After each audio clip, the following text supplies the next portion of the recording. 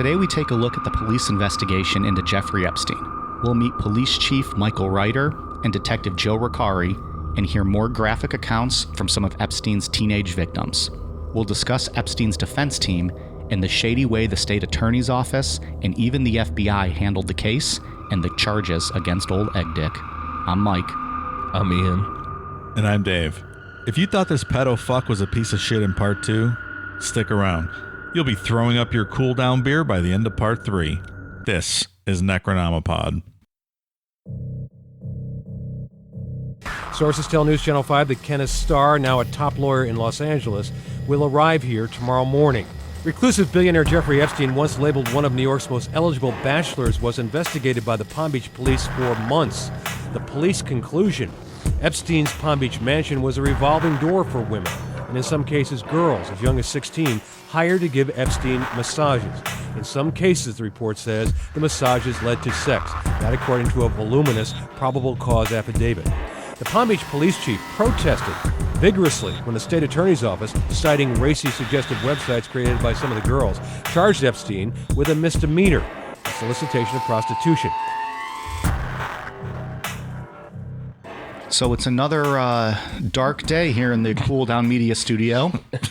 I think this last happened when we were recording during a bonus show, but alas, we have tapped another keg.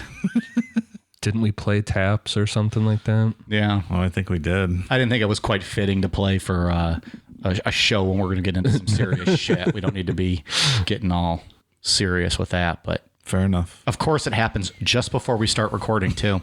We have to We're going to make do, though. rummage around and find leftover beers and whiskeys and all that fun stuff. I wish I had someone that could like remind me what I was supposed to drink. Whiskey, beer, tequila, more beer, more vodka, more whiskey, and more beer. Well, that's what we got now. We have rummaged around and found some beers, and if that doesn't cut it, we'll jump to some whiskey. I think you can DoorDash beer now, can you? I think so. God bless America. About to get on Uber Eats and order like one tall boy of Miller Lite. I'm pretty sure you can do that. I think you can. The driver's like, this fucking guy. They changed Ohio laws for some. They worked around some stuff with that.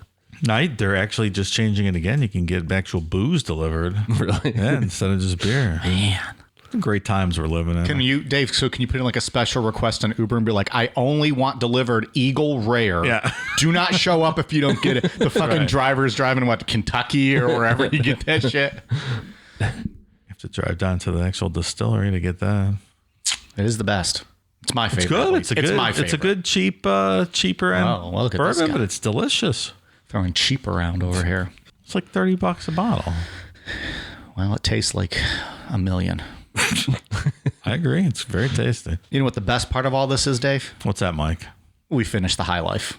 No more of that. Lesson learned. Don't skimp to save a few bucks on the keg. We tried.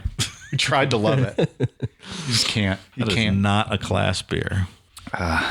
Yeah, champagne and beer is my ass as I take a big swill of it over here. But so here's a funny story.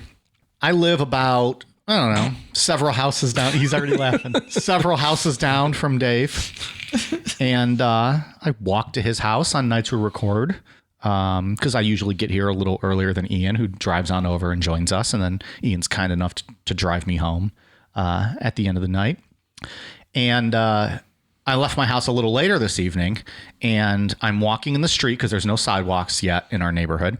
And walking in the middle of a street in a bright orange t-shirt, holding notes in my hand. And I hear a car coming, and I turn, and I see it's my good pal Ian. So I stop and smile and wave as he blows right past me, not even acknowledging my existence or realizing that, hey, by chance, could that be my pal walking to the same place I'm going? Again, in a bright orange shirt, carrying notes in his hand. Nope. He got out of the car. He goes, I think I just drove past Mike. I go, yeah, I think you probably did. And I just straight up fucking ignored him. You know, and then it's situations like this, like your lack of surroundings, that then make me realize why you get lost so much. Yeah. Don't ever tell Ian turn left at the water tower, because he ain't fucking seeing that water tower. I was literally in the street in an orange shirt holding notes in my hand. I saw you. I didn't realize it was you until like well past Just somebody else wearing an Oilers shirt and a ball cap. Yeah. In all fairness, you couldn't see that, and I literally stopped and waved at you. Also, I did do that. Yeah. But that you might have been too close and like passing me. I saw you wave, and I'm like, who the fuck is like? Why is this person stopping and waving at me? And I just kept driving, and then I'm like, it hit me as I was getting out of my car. You actually saw me wave. Oh yeah, I saw you wave. You're lucky he didn't roll the window down and go, "Hey, get fucked, asshole." Jesus, man. I saw you wave. Why is this guy waving at me? Why is this guy who looks identical to Mike waving at me as I drive past his house on the way to the same place we're both going? So that's what I'm dealing with. Anyways, that was fun. At least it was a nice day. It wasn't like a rainy, cold day. Yeah. We had snow last week, and today was, 85 degrees? Oh, it's beautiful out. Yeah. Cutting some grass. Yeah, it's one of those days. So anyways, all right. Had fun. What's your segue into child raping, Mike? I'm waiting to hear it. Now, I'm not even going to try. I'm going to make some inappropriate joke about Ian just being oblivious to me walking. And nope, not today, devil. Ian, where'd we leave off? Where we left off on part 2, we introduced 2 underage teenagers using aliases to protect their identity. Mary, age 14, who in February 2005 was recruited to give Epstein a massage at his Palm Beach mansion by another underage teenager, Wendy. Rumors had been spreading around Royal Palm Beach High School about a creepy old guy who would pay girls between $200 and $300 for massages, and word was Mary was one of those girls. In March of 2005, after being called a whore by a fellow student, Mary got in a fight with the girl, leading the principal to find $300 in 20s in Mary's purse. And if we remember, they thought drug dealing. And then Mary just started spilling it all to the school counselor about Jeffrey Epstein. On March 15th, 2005, Mary's parents called the Palm Beach police to report what had happened to their daughter. That call was taken by Officer Michelle Pagan. Officer Pagan sat down with Mary, and the following is from Mary's statements and Officer Pagan's notes. We'll start with Mary's statement. This white-haired guy came into the room wearing only a towel around his waist. He took off the towel, and then he was all naked, and he laid down on the massage table. He was a really built guy, but his wee-wee was very tiny. Is this from your college transcripts, or is this the police report? I'm just waiting for Dave to cut that bit, and it's going to be on the soundboard in 3 days tops. Tiny wee-wee. Oh, wee-wee. Which just makes it sound even tinier. Wow. Wee. Yeah, we'll do something with that on the soundboard. And again, to be clear, this is a 14-year-old girl, though, that had this experience. Also built. Was he a built guy? He was in shape, yeah. Must be nice. Epstein pleasured himself to ejaculate, and Mary, from her statement, said he used a towel to wipe himself down as he got off the table. And then moving on to Officer Pagan's notes. While speaking to me, Mary became upset and started to cry. She removed her pants, leaving her thong panties on. She straddled his back, whereby her exposed buttocks were touching Epstein's exposed buttocks. Epstein turned to his side and started to rub his penis in an up and down motion. Epstein pulled out a purple vibrator and began to massage Mary's vaginal area. It's weird how the police statement's written. It's like she's doing that during the police interview. The way I first read it, yeah. Like Mary became upset and started to cry. She removed her pants, leaving her thong panties on. At the police station? Yeah, she did. Her notes are a little... Yeah. I mean, I guess if you're taking notes, like in your mind, they're for yourself because you want to be able to remember to write your report or whatever. But yeah, the way it was... Well, I just wanted to clarify for everyone that's not what was taking place. That was what's taking place in Epstein's home. Right. Throughout part 1 and 2, we've laid out a good base for what you can get away with when you have insane amounts of wealth and connections to powerful people. Still true today. Very true. You do whatever the fuck you want if you have a certain amount of money. We also talked about in part 2 how easy it would be for someone with Epstein's money and connections to completely destroy someone. And in this case, there were two people in law enforcement that were willing to risk that going against Epstein, as Police Chief Michael Reiter and Detective Joe Recarey. Already working on chiseling their name in the Necronomicon Mount Rushmore. With Ray Biondi, we just need how many more? One more. One more super cop. Michael Reiter is a guy that's way overqualified to be a police chief. He should have been in the FBI or some higher form of law enforcement. Reiter was born and grew up in Pittsburgh, Pennsylvania, then moved to Florida. He graduated with a bachelor's degree in criminal justice from Florida Atlantic University. He later earned a master's degree in human resource development from Palm Beach Atlantic University. He also graduated from the Senior Executives in State and Local Government Program and Crisis Management Program at Harvard University. And he's a graduate of the FBI National Academy and the U.S. Secret Service's Dignitary Protection Program. Ian, you know who else is from Pittsburgh?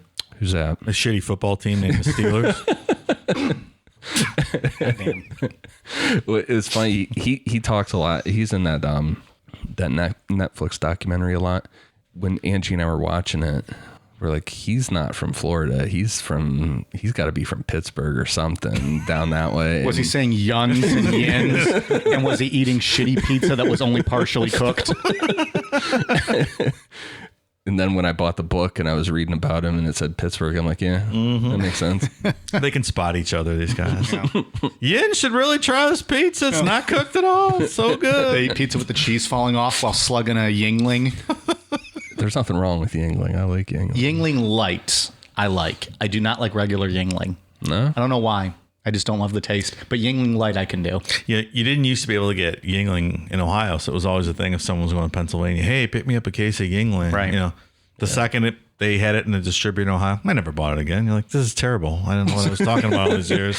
What's funny is like that was during my era too. Like it only recently became available within the last within the last 10 years. So. Yeah. So when I was in college, I'm in like mid Ohio. And there's people from Pennsylvania and West Virginia and, all about. And they're talking about Yingling. And, this. And Yingling, it's so good. And going to get some. Oh, I can't wait to go home and bring Yingling back after Christmas. And I tried it. I'm like, it's like Budweiser-ish. Like, it's not. It's okay. This is what you're going nuts about? It's not that great. Yeah. I don't know. It's been okay. Like, I would drink it if you give it to me. But Yingling Light, I actually prefer. What's it? The gold or black and tan? The real dark one. Oh, I don't like those at all. I like that one. Mm-hmm. I don't know if I've ever had that one. Yeah, it's pretty good. Isn't there a black and tan with like a Guinness? Like one of those Guinness and Bass, right? Is that what it is? Those are good. I don't like the Yingling one though. I've never had the Guinness one. Is that it? A Bass? Black and tan? There's a whole list. Yeah, there's a couple. Black and this, black and that. I think I want to say it's a Bass ale. Correct us on If I'm wrong, go fuck yourself. Isn't it what's a Starry Night? Is it with Guinness or with Jaeger where you add Goldschlager? Because it's dark and then you have like the little gold crystals. Yuck.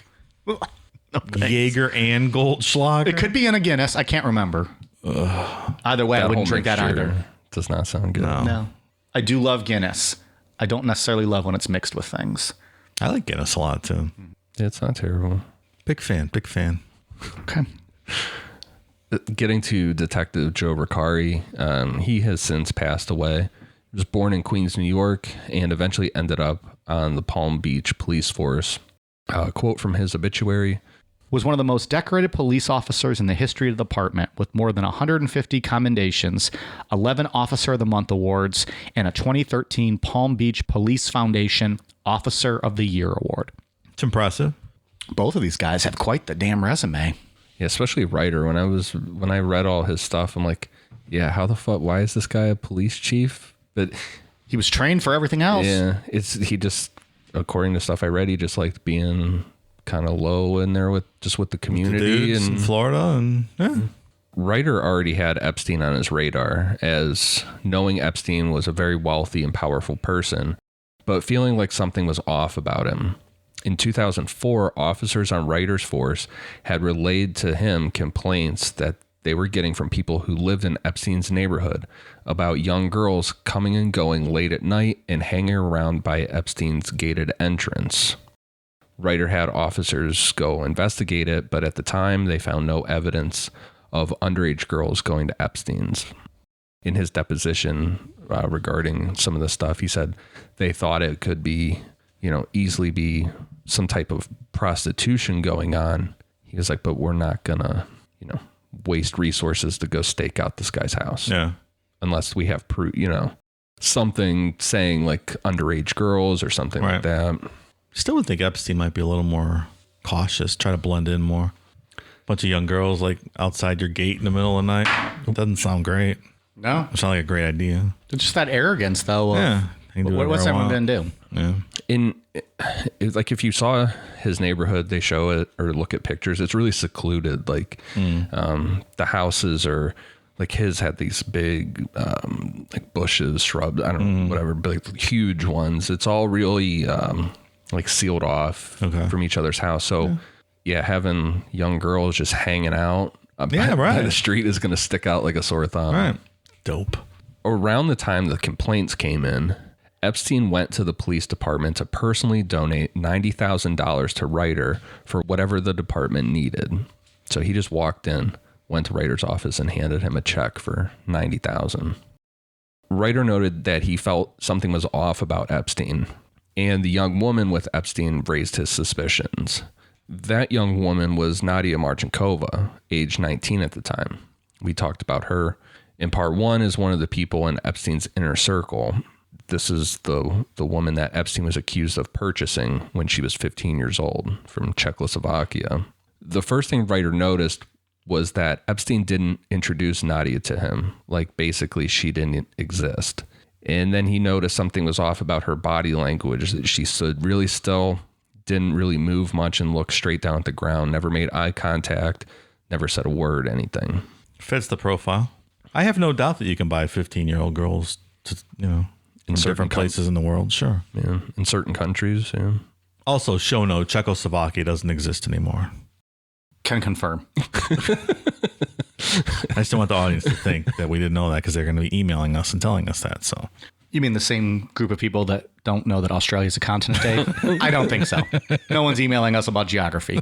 The same people that don't know time zones when we're doing Zooms and happy hours and all that. We're safe. Okay. But thank you for clarifying. I'll take your word. Professor Dave, thank you. Hey, real quick. It's been a I while. haven't heard that in a while. Throwback. At least in the middle of a show. Usually it's safe for the end.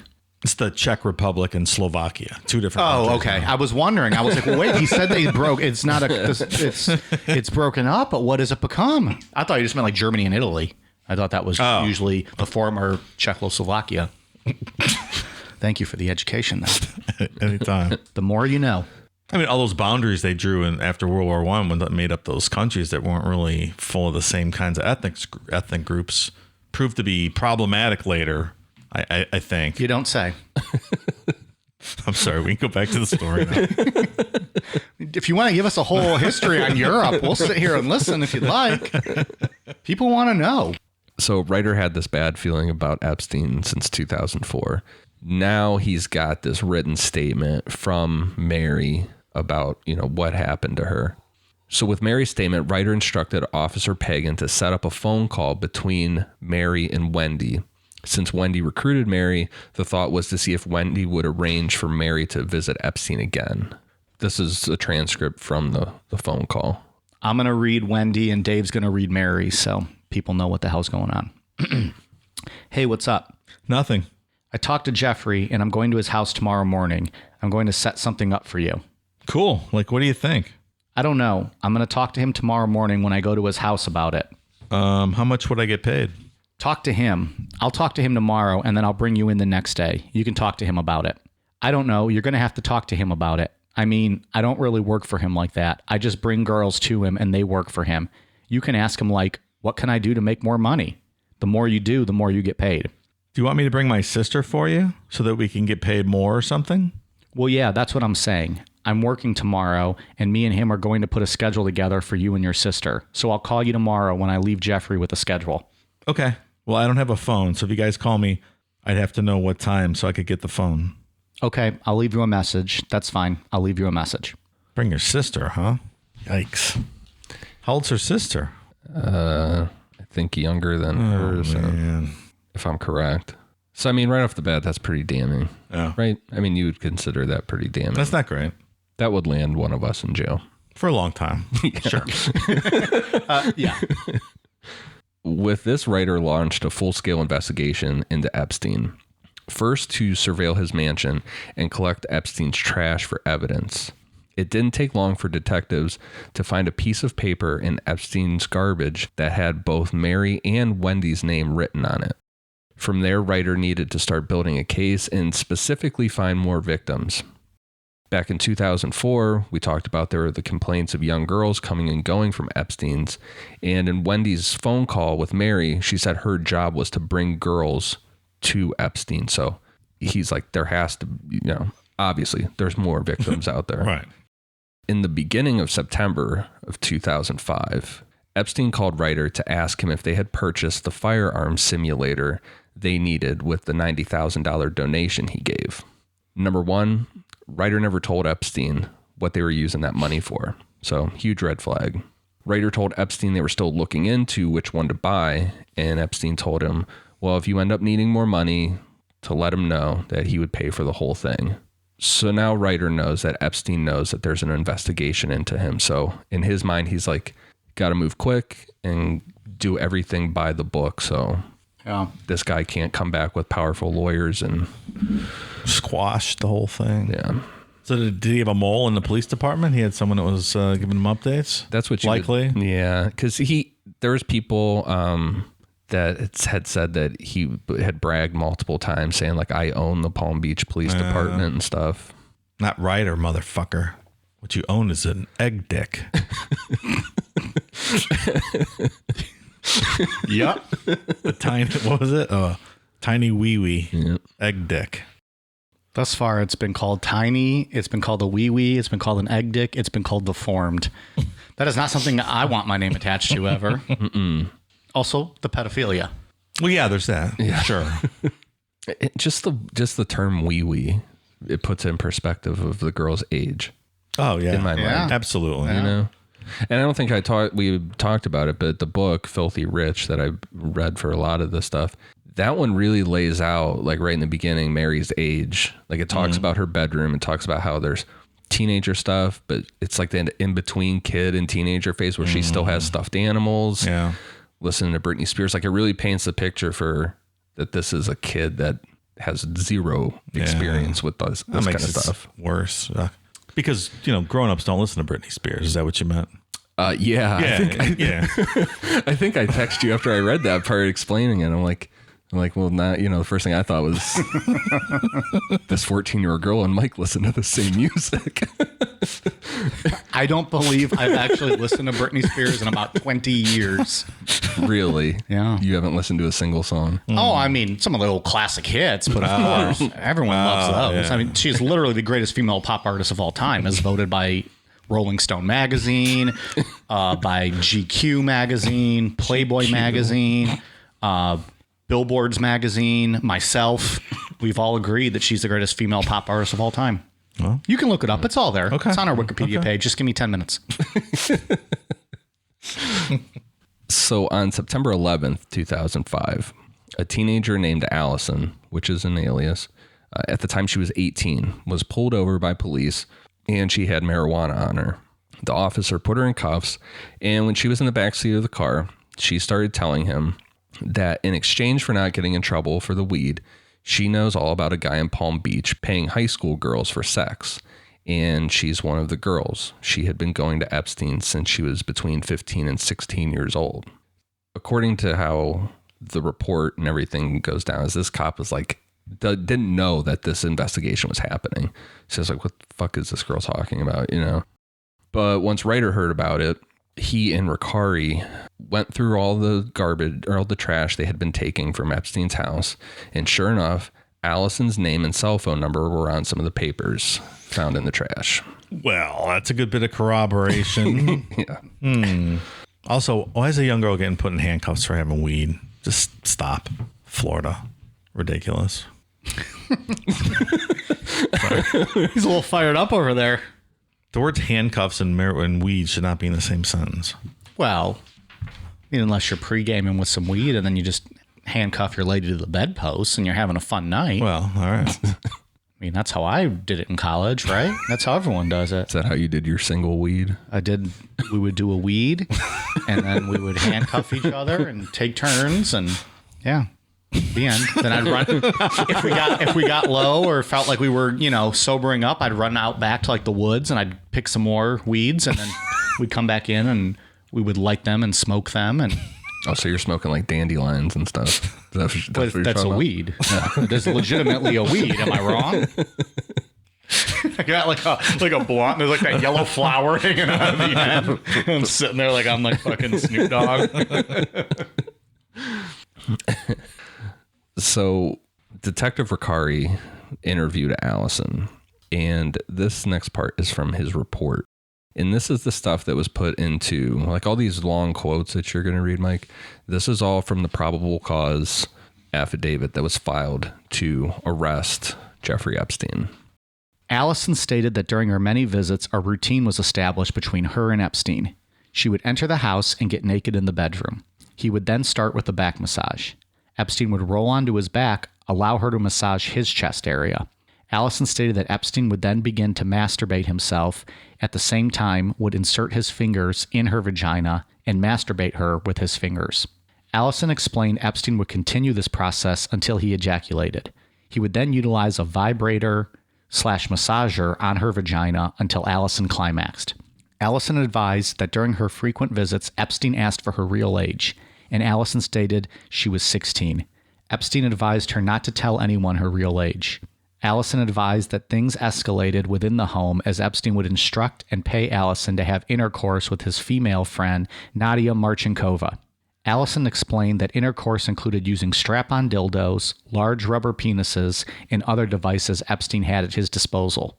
Epstein would watch them have intercourse and masturbate himself. Occasionally, Epstein would then join in during the female-on-female intercourse and provide oral sex to both Allison and Marchenkova. This occurred during the time Allison was 16 years of age. Allison advised this continued to escalate during a 2-year period. The routine became familiar to Allison. Epstein's assistant, Sarah Kellen, would telephone her every time Epstein was in the town of Palm Beach and would place appointments for her visit and work for Epstein. Each time something new was introduced, additional monies were produced and offered for Allison to allow the acts to happen. Allison consented to perform all these acts, but was adamant that there was an understanding with Epstein that no vaginal penetration would occur with his penis. Allison explained Epstein's penis was deformed.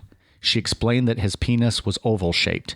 She claimed when Epstein's penis was erect, it was thick toward the bottom, but was thin and small towards the head portion. She called Epstein's penis egg-shaped. She stated Epstein would photograph Marchenkova and her naked and having sex and probably display the photographs within the home. Allison stated during one visit to Epstein's house in which she provided a massage to Epstein, his female friend, Nadia Marchenkova, was also present. Allison provided the massage in which Marchenkova and her would fondle each other's breasts and kiss for Epstein to enjoy. Towards the end of this massage, Epstein grabbed Allison and turned her over onto her stomach on the massage table and forcibly inserted his penis into her vagina. Allison stated Epstein began to pump his penis in her vagina. She became upset over this. She said her head was being held against the table forcibly as he continued to pump inside her. She screamed no, and Epstein stopped. She told him that she did not want to have his penis inside of her. Epstein did not ejaculate inside of her and apologized for his actions and subsequently paid her $1,000 for that visit. Allison stated that she knows he still displays her photographs throughout the house.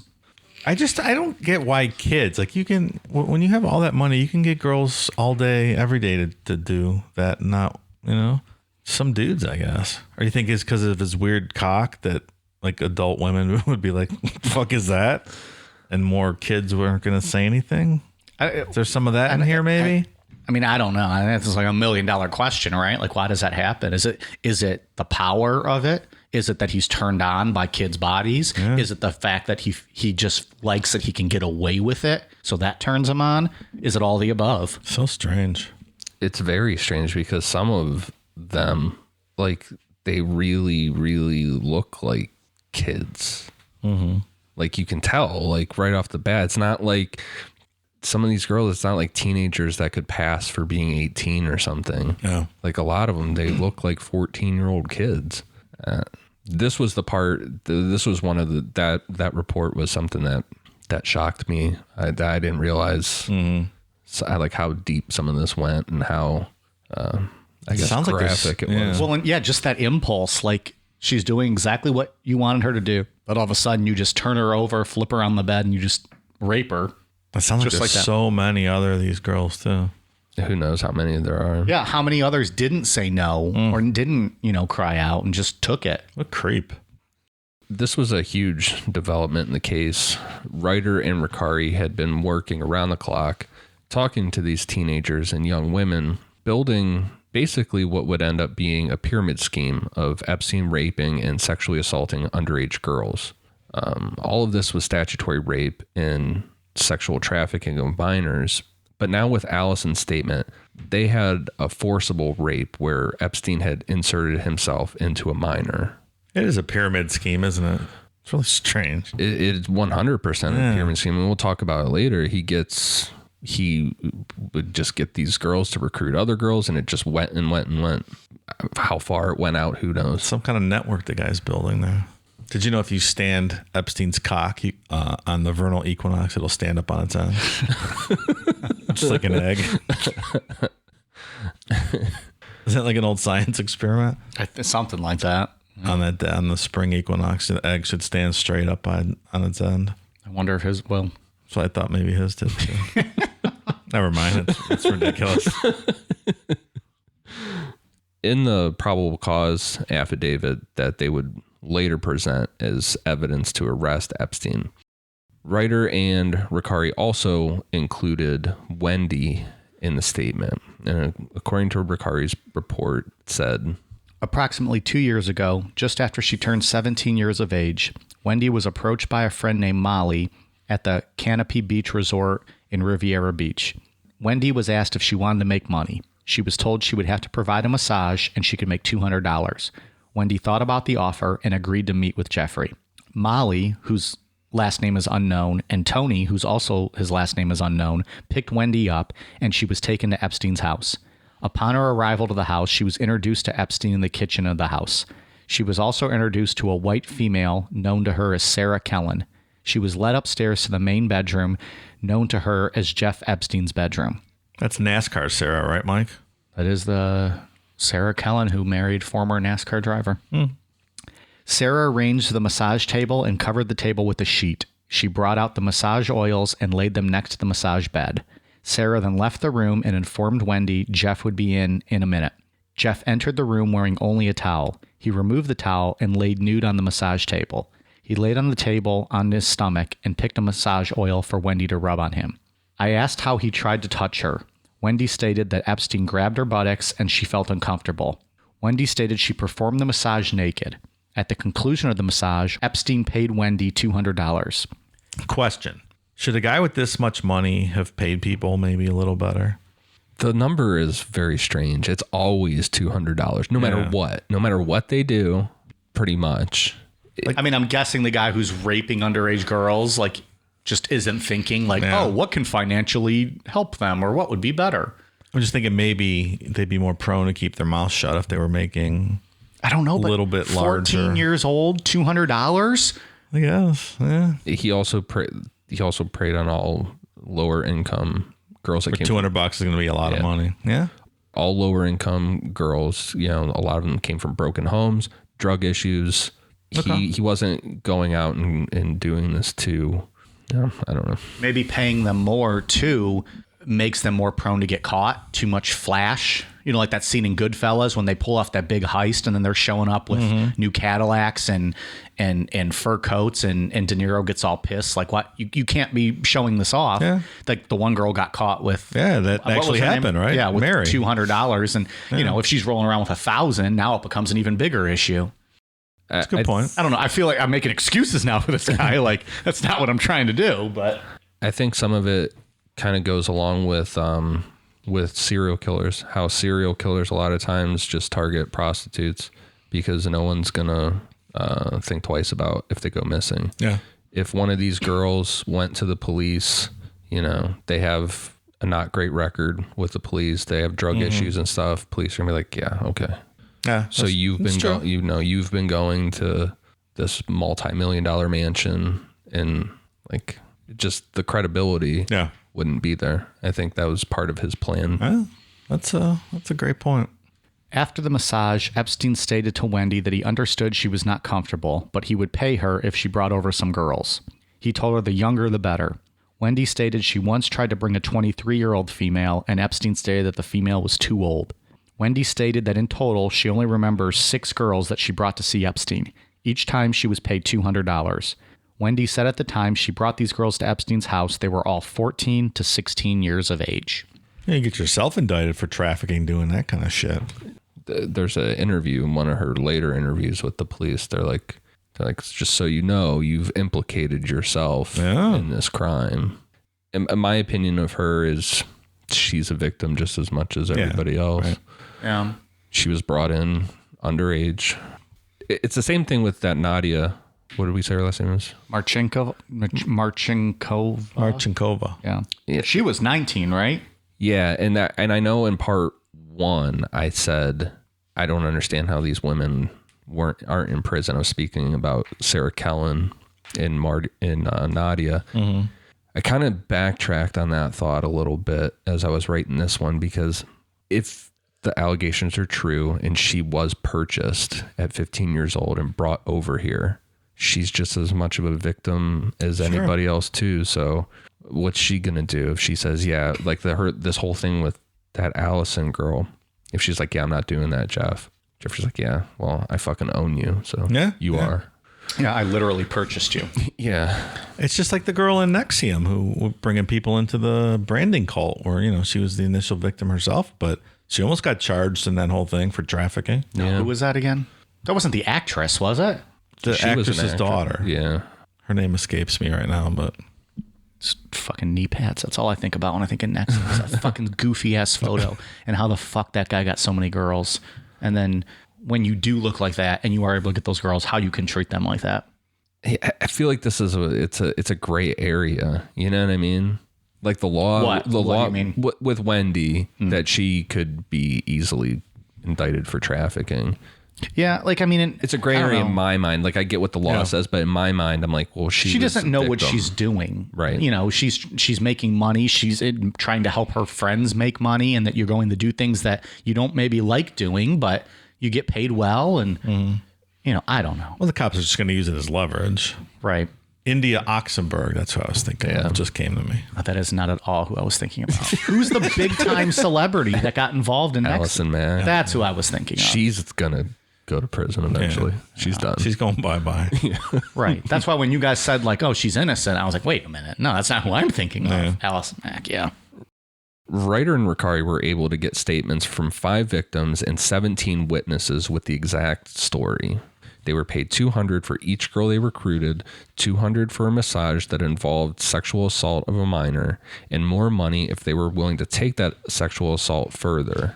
In all, this investigation would continue, and that number would rise to 80 known underage girls assaulted by Epstein.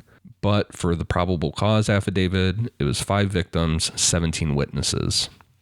Reiter took the affidavit to Judge Laura Johnson, who signed off on a search warrant for Epstein's Palm Beach mansion.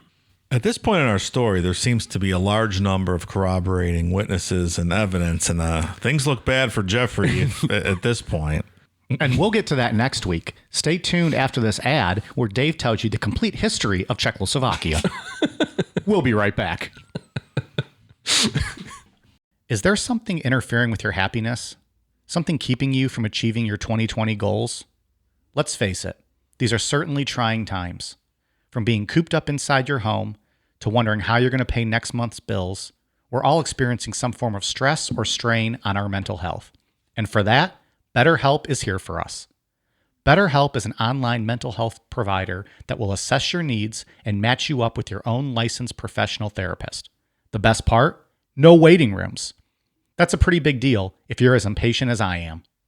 BetterHelp is a safe and private online environment that will have you communicating with a counselor within the first 24 hours. And once you've begun, you can send your counselor a message at any time, always getting a helpful response in a timely manner. You even have the ability to schedule weekly video or phone sessions, all from the comfort of your very own couch. BetterHelp is available worldwide and has a broad range of expertise available, including licensed professional counselors who specialize in depression, stress, anxiety, relationships, sleeping, trauma, anger, family conflict, LGBT matters, grief, and self-esteem. In fact, so many people have been using BetterHelp that they're currently recruiting additional counselors in all 50 states. Not happy with your counselor? No worries. BetterHelp is committed to facilitating great therapeutic matches and makes it easy and free to change counselors if needed. Remember, everything you share with your BetterHelp counselor is completely confidential. And while it's not a crisis line, it is a convenient, professional, and affordable way to seek the help you deserve. Financial aid is even offered to those who qualify. Want to hear how BetterHelp assisted people just like you? Check out the testimonials posted daily on their site. Look, we here at Necronomipod want you to start living a happier life. So, as a listener, you'll get 10% off your first month by visiting betterhelp.com/necro. Join over 1 million people already taking charge of their mental health. Again, that's BetterHelp, betterhelp.com/necro. On October 20th, 2005, police executed the search warrant on Epstein's mansion. When they served the warrant, one of Epstein's employees was on the phone, presumably talking to Epstein, letting him know what was going on. They knew they needed to conduct this search by the book with no errors because, like we talked about before, Epstein was going to have a team of lawyers, and any fuck-ups, they were going to jump all over. While police went inside, Recarey read the warrant to Epstein's employee, and this was filmed so there could be no question if something wasn't done or said correctly. Smart. Good move. I have a quick question. Sure. So all of this, all of the allegations, everything that came out, essentially, at least up to this point, all happened in Florida. Nothing really with regards to his like New York mansion and like all those weird eyeballs and all that shit. Yeah, we'll get to... We haven't even talked about the island yet, and that's the thing everybody centers around. He called it Little St. James Island. That's the one where... That's when we'll get into Bill Clinton, Prince Andrew. Oh, can't wait. Yeah. Okay, just wanted to make sure. This is all the Florida. I'm sorry. Oh, Mr. President. It's never happened to you in an island. I don't know what an island is. Never been outside of Arkansas. I could see Bill Clinton saying that he's never left Arkansas. What's your definition of island? Depends on your definition of left. I mean, Arkansas, if you consider it the whole world, and I've never been outside of Arkansas, so. All right, so it's all in Florida still. Yeah, this stuff is all Florida. As far as the world knew, at this point, we're talking just Florida. The island is not this big thing the media knows about, like all the things going on there. And New York has been nothing thus far as well. Yeah. The first thing Reiter noticed was that every girl's description of Epstein's house was exactly the same. The winding stairs to a long hallway that was carpeted pink, the spa area that had a green and pink couch, the wooden chest of sex toys, all of that was accurate. Second, it looked like someone had tipped off Epstein because things looked like they had been moved. Shelves looked like they had been moved around, hard drives were missing from computers, and some pictures were removed from the house, including that long hallway to the spa area. Remember part one we said, at most 18 years old, some of those pictures of naked girls. Well, that girl just referenced that she knew he still had pictures hanging on the wall. Right. So a lot of those were taken down. So it really makes you wonder what was taken out and like what was on those hard drives, because what Reiter and Recarey found was extremely damning. What they found were many naked pictures of underage and young women, some of which were the girls named as victims in the probable cause affidavit. So I feel like if the police found one naked picture of an underage girl in my house, like I'd be gone for 10 years immediately, you know? Well, as well as Chris Hansen showing up, Dateline NBC, there's helicopters overhead. Yeah, it'd be a thing. The fact that one of the underage girls that's in the probable cause affidavit is photographed in his house. Right, exactly. Naked, for the police and everyone to see It should be a close. We shouldn't even be talking about this How do for you come another. back from that? Yeah. We shouldn't even have. This really wouldn't even be a topic. No. He would just go away and that'd be it. Right. There shouldn't be a part 4 or potential part 5. No fucking way. I cannot allow this piece of shit to be the reason we go part 5 for the first time ever. We must wrap this up in 4. There shouldn't be any more conversation. Yeah. They found notepads with girls' names, dates, phone numbers, and little notes next to them like, quote, I have girls for him, all in Sarah Kellen's handwriting. On the computer that was on Epstein's desk, they found pictures of the girls named in the probable cause affidavit that looked like they came from a hidden camera in a clock in Epstein's office. Also on this desk was Allison's high school transcript. Fuck is that all about? Maybe that's him trying to promised her, I'll get you into a college, so I need your transcript, or I'll get you into the best. Yeah. Probably. The West Memphis 3 all were convicted on like a tenth of the evidence than we've just heard about. Like here. they existed, and that was the evidence against them. Yeah, right. This guy literally has child porn on his walls, and they're like, well, I don't know. Florida. They also found a lot of random shit, like tons of UFC DVDs. I want to talk about that. He just had a ton of UFC. Some old Tank Abbott fights from the early 90s. Ken Shamrock versus Frank Shamrock. Brother versus brother.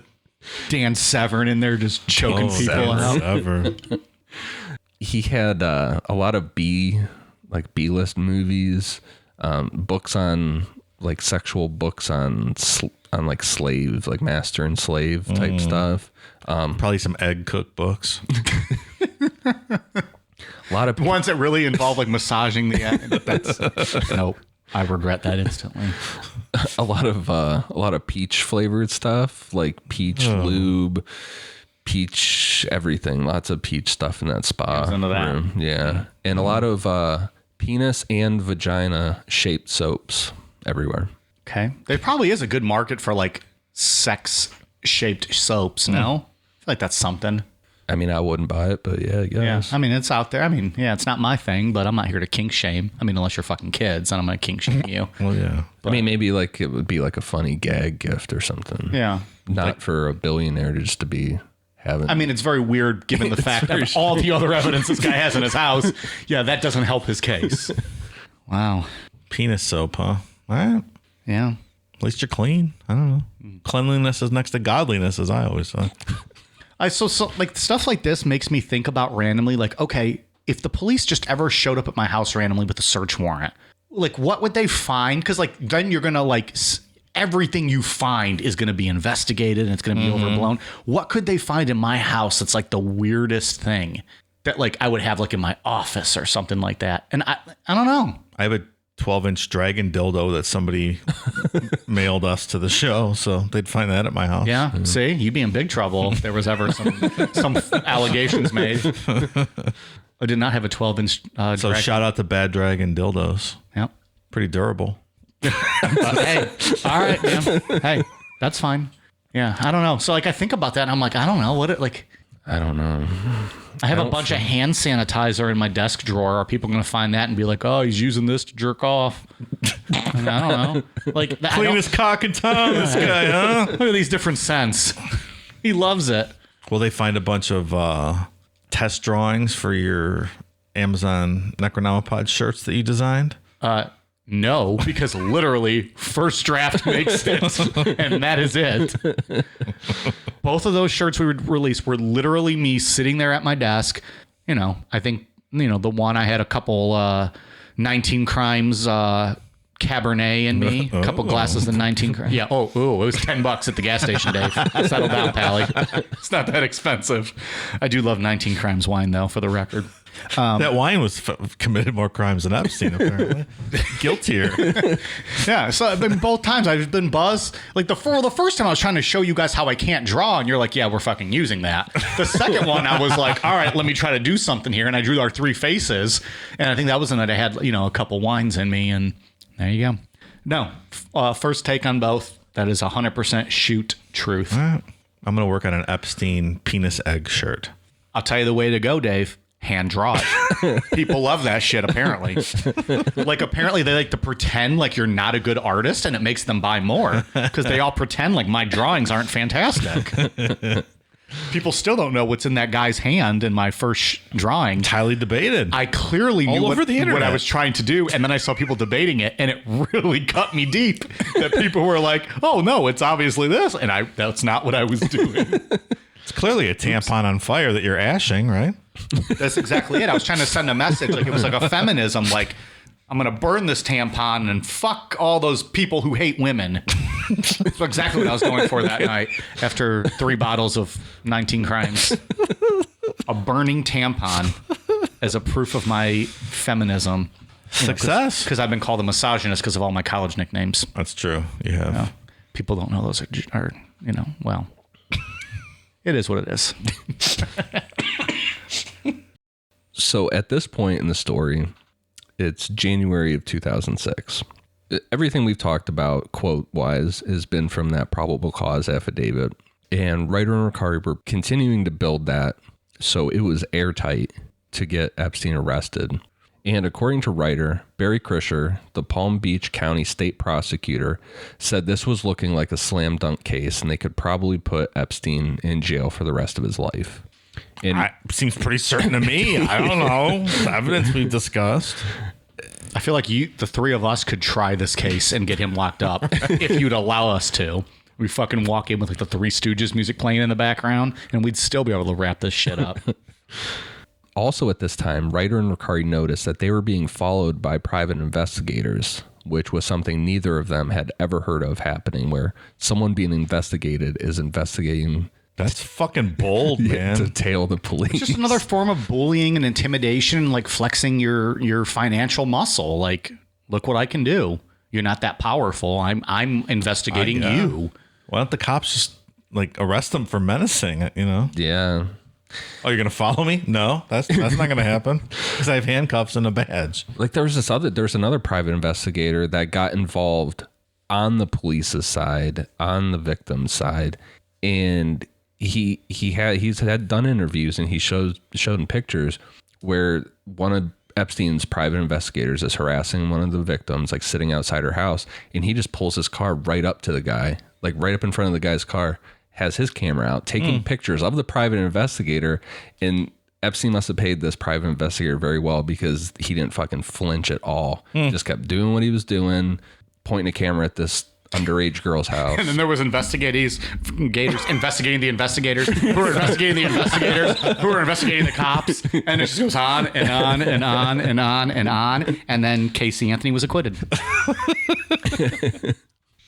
It's like those Scientology assholes, where they bought the house next door to videotape them for 2 years. Or like when you go up to one of them and point a camera at them, and they just act like nothing's happening. They just continue to do what they're doing. Recarey had been keeping close contact with the victims and their families. And like I said, Epstein started having private investigators harassing the girls and their families.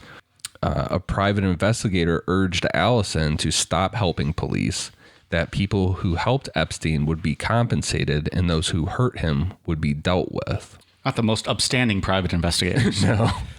No. Recarey immediately filed an incident report with the state's attorney's office. Besides hiring private investigators, Epstein hired probably the strongest team of lawyers you possibly could. Including, but not limited to, Jose Baez. Yeah. Has he actually been charged with anything at this point? No. It doesn't seem like it. Okay. Let's get into this dream team. A guy named Roy Black has represented multiple celebrities, but is most known for getting a guy named William Smith acquitted on rape charges, which I guess those were pretty concrete rape charges. That was that William Kennedy Smith, Ted Kennedy's nephew, that happened in the early 90s. Yeah, that was a big case in 1991 when you guys were 5 years old. Yeah. It was all over the news. I remember that clearly. Breaking news on my Nickelodeon. Yeah, he got that guy off, and it was seemed pretty solid. He also represented Rush Limbaugh, got him out of trouble for some drug-related stuff. Alan Dershowitz, who we know from the OJ case. Oh, yeah. Ken Starr served as the United States Circuit Judge and 39th Solicitor General of the United States. He's best known for heading the investigation of members of the Clinton administration with the whole Monica Lewinsky stuff, that whole ordeal. Yeah, I was supposed to be looking at Whitewater, son of a bitch, not intern fucking way out of line. Fuck Ken Starr. And Gerald Lefcourt, a criminal defense attorney who was known for taking clients that no one else would touch. And I saw that he dealt with just anybody who was in a, not a favorable person. It was Abby Hoffman's lawyer, Mike, in the Chicago 7 trial. But now it doesn't sound so bad. Well, nobody wanted to touch Abby Hoffman in 1968. There's nothing wrong with being that kind of attorney. I mean, everyone deserves a defense. That's right. But, in the end, people can clearly see whether or not you're actually trying to help people or if you're just kind of going after the spotlight and the media and the money. That's all I got to say about that. Once Epstein hired these lawyers, the state's attorney's office pretty much stopped all communication with Reiter, Recarey, and all the victims' families. Reiter and Recarey were starting to realize that something was not right with how this case was being handled. And to top it off, Barry Krischer, the state attorney, now wanted to convene a grand jury to look at the charges against Epstein. This is extremely odd because in Florida, a grand jury is only required in a capital murder case. According to Reiter, he couldn't think of any other case that went to a grand jury that was like this, that this is... Oh, that's weird, huh? Completely unheard of. Interesting. So they can just charge you with felonies without a grand jury down there, huh? Yeah. Well, it's Florida. They can also just not charge you with anything with a grand jury down there, Dave. Florida is our Australia, is it not? Like, it's just no holds barred. Every match is extreme rules. Like Alligators. Yeah. Plus alligators. Humidity. One of the two is going to kill you. If it's not a random person who's going to get off on it. Mm-hmm. The humidity is not fun. I love how we all just focus on the humidity. That was the worst part of it for me. Florida in July is just atrocious. Yeah. I don't know how you live there. I have been to Florida in several different months of the year. More than half, I feel like. It's never pleasant. Even when it's like a nice 70-degree day, the humidity, you can't breathe when you walk outside. It's so heavy.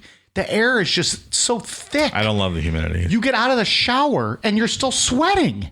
You're literally sweating in the shower. There's cold water hitting your body and you were still sweating. That's not great. Ugh.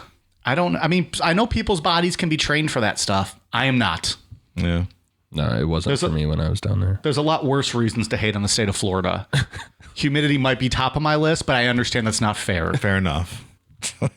Yeah, out west is much nicer. Absolutely. That's why I would take California any day. I agree. Give me that nice weather and without the fucking humidity. I'd take the earthquakes over the humidity. Final answer. Yeah, like I was in Death Valley last year, and it's, like 120 degrees. It's still better than Florida. It's still bearable. There's no humidity. Right. It's not the most pleasant, but it's still, you can get by. Yeah. Like I've walked around Vegas when it was 115 degrees before. Like, it's not that bad. Yeah. It's not like walking in a swamp. Ugh. Now in the story, we're at April 17th, 2006. Communication is now completely cut off between police and the state's attorney's office. Recarey had been calling multiple times in the morning of April 17th with no answer from the attorney's office. So he was like, fuck this. I'm just going to drive there and go talk to someone in person. Recarey drove to the office where it seemed like he was the last person they expected to show up. Like, It was like, oh. Hell yeah. The assistant state attorney said she was going to call him back, but hadn't gotten a chance yet. Like, I meant to call you. Yeah. Just haven't gotten a chance yet. He fucking drops her with a stone cold stunner and then keeps walking. That's how I picture him walking through. Like he's stone cold. Like even chair shots, stunners, cracking beers. Like he's just raising hell throughout this whole office. She informed Recarey that a plea deal had been offered to Epstein, and if he accepted, there would be no need for a grand jury. This deal was in regard to what happened to Mary. None of the other victims were mentioned in this deal, pretty much like they were just erased from the case. This deal would give Epstein 5 years probation and no unsupervised contact with minors. There's a whole law in this country that we're going to talk about probably next week that you have to contact victims before plea deals are given. Yeah. So this is the first step or the first part here where it's like laws don't matter anymore when we're talking about Jeffrey Epstein. Right. Clearly. If you were wondering how these victims were pretty much dropped from the case, Alan Dershowitz presented evidence from the girls' MySpace pages to discredit them. In the questionnaire on one of the victims' MySpace page, it said, best physical feature, ass and eyes. We're back to Mike's transcript. Ever drank, ever smoked pot? Yeah. Ever shoplifted? Lots. Ever skinny dipped? Yeah. Do you want to lose your virginity? Already lost it. I don't see how that discredits anyone of anything. No. Sounds like pretty fucking awesome life. It sounds like every teenage person's MySpace page. Why is that even relevant? Smoking weed, stealing, and fucking. Yeah. Well, I think it's safe to say only one of us here ever really had a MySpace page. Because I certainly did not. And Dave was too old for that by that time. Or if we can find Ian's MySpace in the Wayback Machine. Oh my God, I that'd be tried to awesome. find it not that long ago, actually. Damn it. Here's the thing I remember. exist. Because I would occasionally, you can like click on people's like AOL Instant Messenger. They could have like a MySpace link, or I don't know, somehow you can get to it. But like you could have like background music, like when you went to their page. Oh, yeah. He's like, of course, it was Dashboard Confessional all the time. You're turning Dashboard into the new Asking Alexandria. Like you go to their page and there's just like music playing. It's like, what the fuck? And then it was like that old school, like fucking Heaven's Gate font and everything's scrolling and ugh. Oh boy. I was always changing up my song on there. Of course, you had to fit your mood for the day. So that much. when people visited their page, they were like either like, oh my God, is he going through something? Listen to this song. Mine would have just been Beth all the time. What would it have been? Kiss, Beth. Oh. Beth, I hear you calling, but I can't come home right now. And people would be like, oh, is he upset? Or is he just like, hanging out with his boys? Exactly. And they just want to rock and roll all night and party every day. Oh, fuck. I wish I would have rocked MySpace back in the day. I should have been on it. Every time Ian updated his songs, about like, I'm going to get so much pussy putting this song. That's probably what it was. I'll take her out I for mock some it. uncooked pizza and I'm going to fucking bang her.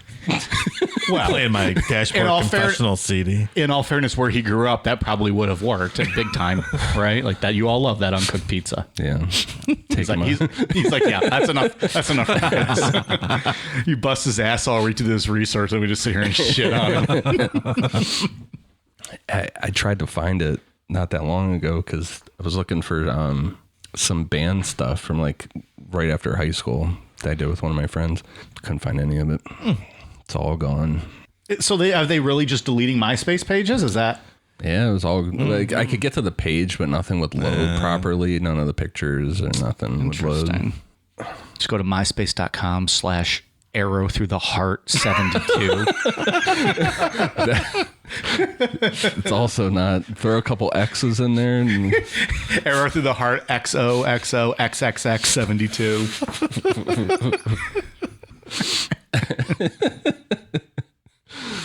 Oh, that's really funny. so Reiter and Recarey were beyond pissed off at this point.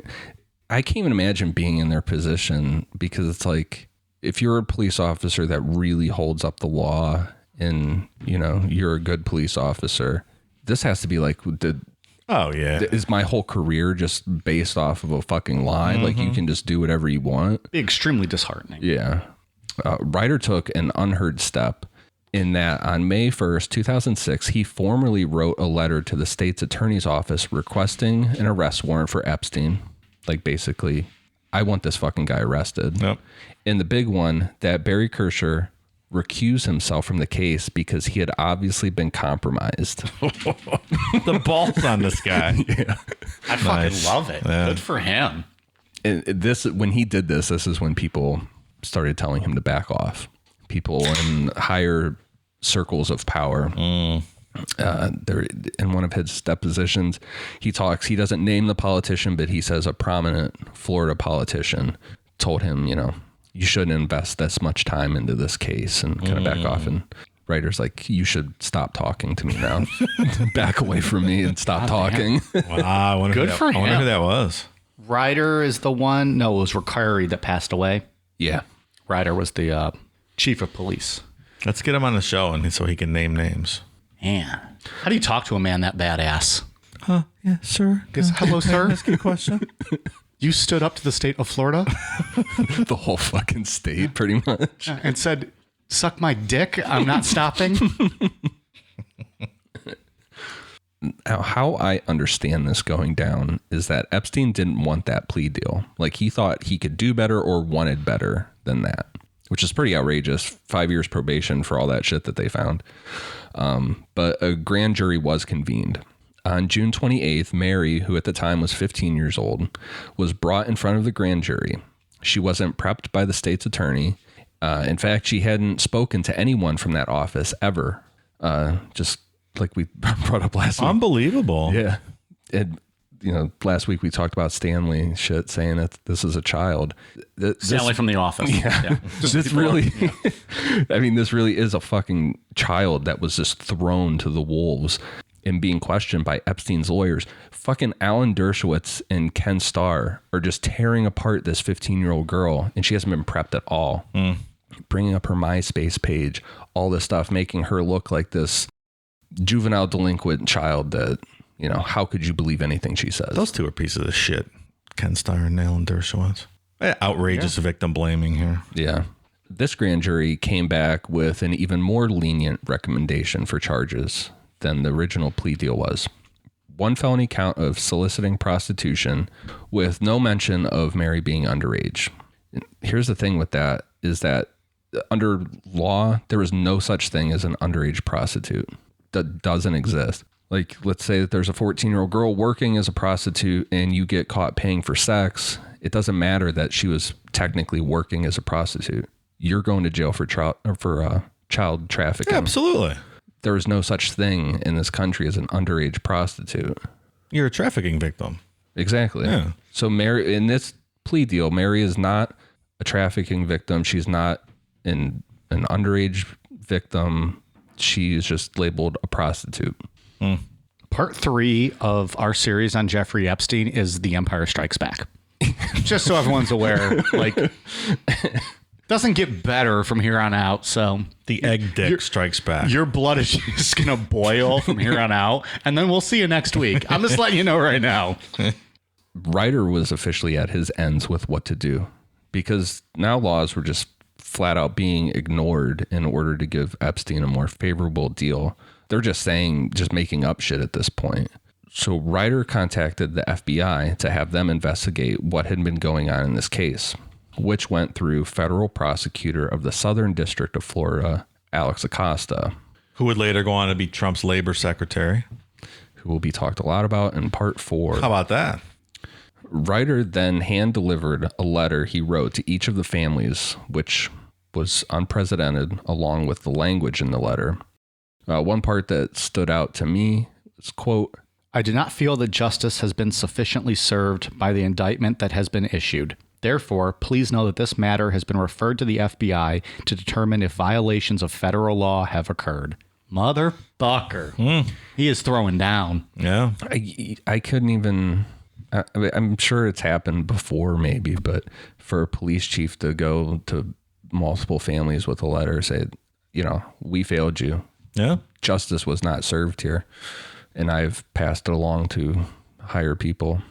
I'm a big fan of this Reiter guy. The FBI's investigation led to them finding, quote, 34 confirmed minors whose allegations of sexual abuse by Epstein included corroborating details.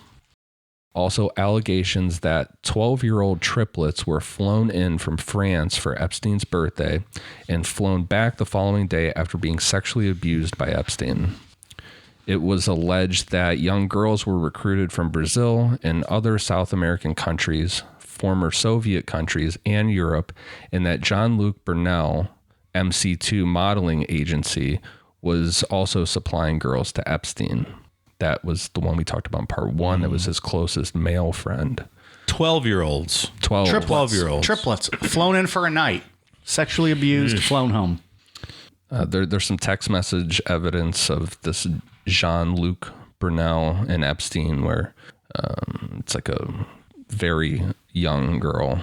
And it says like, there's a note that says to Jeff from John. It's sick.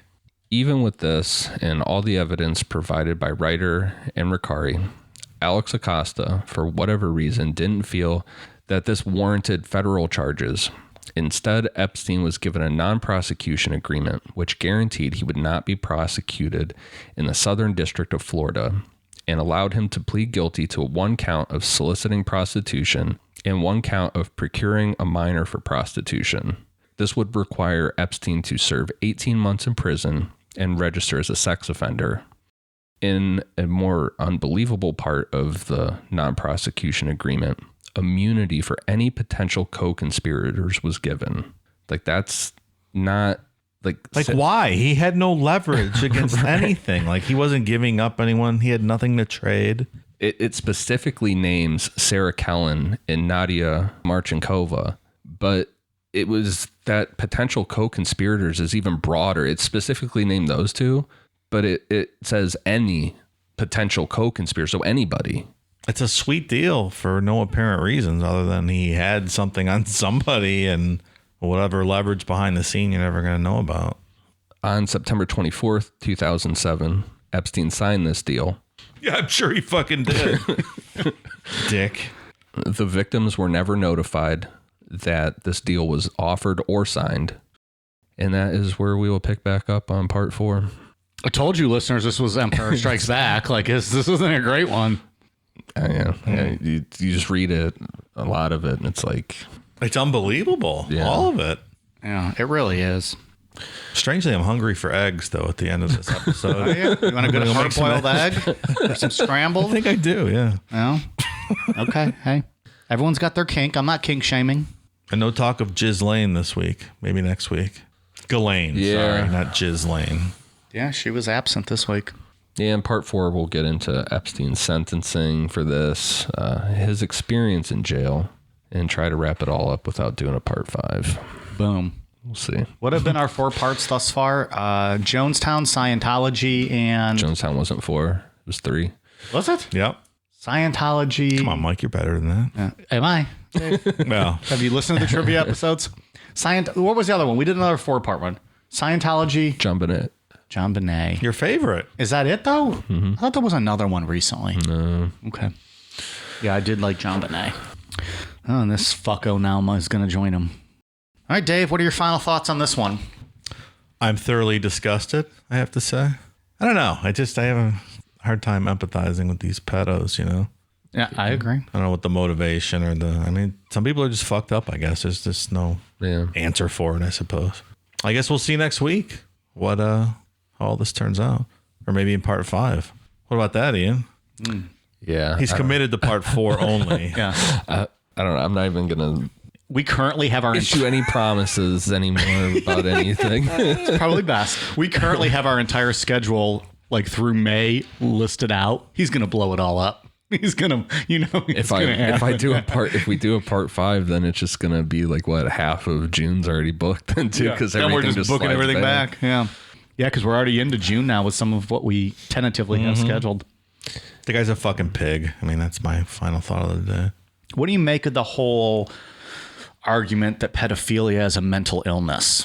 I haven't really read much into it. I know there's that argument out there, and it's interesting, but that you can't help what you're attracted to. Now, I understand you can help what you actually act upon it. Yeah. But I'm sure there could be something to that. I don't know. I find it very interesting just in general to kind of look into and read into. Again, not making any excuses. You might be sexually attracted to somebody. That doesn't mean you have to act on it and you have to rape them. Yeah, sure. There was something about money and what it does to your brain. I want to look at that. I'm going to read about that and bring that up next week. I think I'll fall back on that. Oh, yeah. We're going 5 parts. Like when you have no limits and you can buy anything in the world, does that make you want to Right. Go to more extreme things that are. Yeah, there was a study that was done about people with extreme amounts of wealth, because you read about this stuff and it's like, and you see the names involved and with the island, you're like, what is it, like every rich person out there fucking kids? Like, what's happening? And yeah, it's like this thing that it kind of warps your perspective, but it's like it was an actual study. It's a different existence. I don't doubt that. That's what I was saying earlier, though, where I feel like it's like a power thing. Like, you have so much money, and how do you make yourself feel more powerful at that point when you can buy anything you want? Well, now let's buy things that you're not supposed to buy and see if you can get away with it. And then now I own the West Palm Beach police, and it's just like, it's like a power thing almost. I guess, but if I had that obscene amount of wealth, I feel like I would try to end childhood poverty and hunger, not fuck kids. You're also not sick in the head. There's That's also what I mean, something else though. to that. Like, but if I got Epstein's wealth today, tomorrow I wouldn't want to fuck kids. I would want to make the world a better place. Yeah. So I don't know. Like the study that I'm thinking of that I want to read again, it's not like, it wasn't all geared towards the fact that, of fucking kids. It was other stuff too, like defrauding people and, just the whole thing of. Makes you a psychopath. Yeah. And I think there is some truth to that you have to kind of be a sociopath to some level to get to that point in life. You have to step on people a lot. I think there's something to that. There was that study from a while back about CEOs, how a lot of them had traits of being a sociopath. Yeah. Or you just invest in Dogecoin and you're good to go. I just read an article it was actually from that Sasquatch documentary that just got released on Netflix. Yeah. And so I started, it was done by David Holthouse, who's a journalist, and I started reading some of his past stuff. Mm-hmm. And he has an article out, and I guess it was his big claim to fame, where when he was 7 years old, he was raped as a child, and he wrote an article on it. And that's what kind of blew him up. They turned it into a play. Wow. There's all kinds of stuff. And why did I bring this up? There was a whole point to it. Something we had just said. Fuck. I was trying to rack my brain over thinking about what his name was. Yeah, it'll come to me. We can keep going. We'll keep talking. It'll come back to me.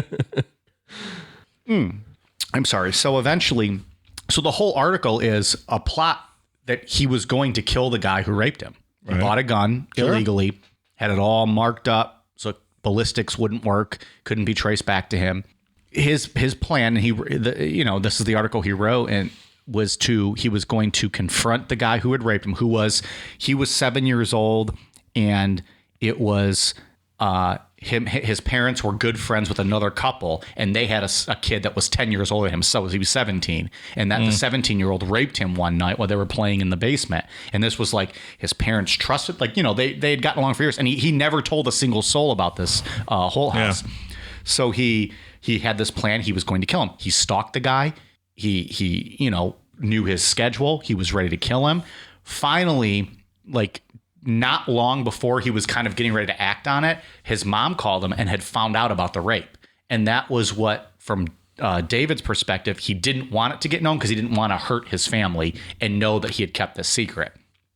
Long story short, it ends up getting out to the families and people who are in the know, close to them. And he confronts the guy just face to face. They set up a meeting. He calls him and says, "Hey, look, you either, meet with me and acknowledge me, or I'm going to start calling your house every day. You have a wife, you have kids. This is, I'm going to make this a thing." So anyways, he meets the guy who raped him, and the guy who raped him, according to his article, was very remorseful, seemed to be genuine about it, and said, "Look, at that age, at 17 years old, at that time, I just felt like other people didn't have feelings. And it didn't matter. All that mattered was me." And so I almost feel like that's what rapists do, and pedophiles is they almost just convince themselves nobody else has feelings, nobody else has emotions, no one else gets hurt. They get their jollies off, they do whatever they want to do, and it doesn't really have a lasting effect. And that's how they convince themselves there's no real victims, because they're not feeling this, they're not understanding it. Oh, I just thought that was interesting. Yeah. Again, not making an excuse because it's terrible, but I thought it's a really good article. I thought you were going to say the 17-year-old himself had been raped and he was just doing what he had been. He admitted to all of it. And according to the article, he's like, I knew the guy was genuine because, first of all, pedophilias and rapists will deny. And second, he admitted it right away and met with me. And he claims he didn't, the rapist claims he did not rape anybody else, which statistically that is probably not true. But, you know, the fact that he met with him and was open about it was kind of unique. So anyways, I read a couple articles about him just based off that. Wow. He does one where he spends 72 days with a group of people doing high-end meth that was imported from China, like top-end speed that they were doing. And he just hangs out with them and documents what they're doing for 72 hours. Another one. So I thought he said 72 days. I'm like, did I say 72 days? I meant 72 hours. Another one, he shaves his head and attends a skinhead festival. Wow. Fucking wild. It's good stuff. Huh. David Holhouse, look it up. And it's all the articles are on his website. So that's cool. But anyways, and he did a Sasquatch one that's on Netflix that Ian and I watched. I didn't finish it yet, though. I still have the last episode to go. I finished it. Did it was you? good. Yeah, I liked it. I got to watch that. It's not all about Sasquatch. Just to be No, clear. it takes a real big turn. Yeah. Anyway, sorry, that was a bit of a tangent. Any other thoughts? Any other final thoughts, I guess? I would, I guess, encourage anybody that's really interested in this to read that book, Filthy Rich. Go to the Miami Herald, read those articles on this. There's a ton that I skipped over to just tell the bulk of the story and get the point across in some parts, but there's so much more to this. I'm sure there is. Yeah. I don't know. It doesn't leave you feeling good. That's for sure. Not at all. No. Especially with I was reading it last night or typing this out last night. I was getting so fired up over the girl being just considered a prostitute. Like, I don't know. You know, wealthy people can get away with things. That's just the way this country works. But to actually just flat out change a law for one person. You know? Well, there's going to be more of that next week and the week after that, and then probably the week after that. And on June 30th, we'll wrap this series up. I think I made that same joke last week, so that's probably not as funny this week. Ooh. What are you going to do? Alcohols. Retread. All right, we got some patrons. I just got this list. I haven't even previewed it yet, so there might be some butcherings. We'll see. Boy, this should be good. Yeah, this is going to be a good time. Thank you very much to new patrons, Donna Kraus, Caitlin Nielsen, Monsteropedia Podcast, Ryan Dyer, Karen Watton, Matt, Alistair Shaw, Kayla Greshamer, Cody Bass, Marissa Crow, Jolene Reyes, Drew Downing, Adam Watkinson, Alexandra Allgaier, Matt Call, Tara Bennett, Lisa Atkins, Josh Airy, Donald Lynn, Kara, Kane Hashke, Catherine Russo, Ryan Pasterkak, Simon Seawright, Sean Rosenberg, Jeremiah Owens, Matthew Blake Jones, Skylar Fiore, Donna Hoffman, Serena Hall, Chrissy Beckley, Brian Chandler, Chansey, Mysteria Heron, Brandon Dallum, Lagista Branham, Christian Wyatt, Alyssa June, Andrea G., Travis Stromson, Andrew Pendulo, Tim Sullivan, and Mr. J. Thank you very much. If you are interested, we are at patreon.com/Necronomipod. I'll give you a C plus on pronunciation today. Did you study them all ahead of time? No. But that's your guess? C plus. I did my best. My drunken best. Ian, what do you got? For iTunes, I have one for Rosie Gal 82684, Wap Surat, Doobie Blue, and this one looks just like someone hit the keyboard. So I'm not reading all that, but thank you guys for the awesome reviews. Dave, you got anything else? I don't have anything, no. I'm just grading your shout outs, that's all. He's done with all of us. Good. He's done. He's like, be gone from my house now. All right. Well, that was part 3, and we'll be back next week. All right, you guys ready for a cool down beer? Cheers.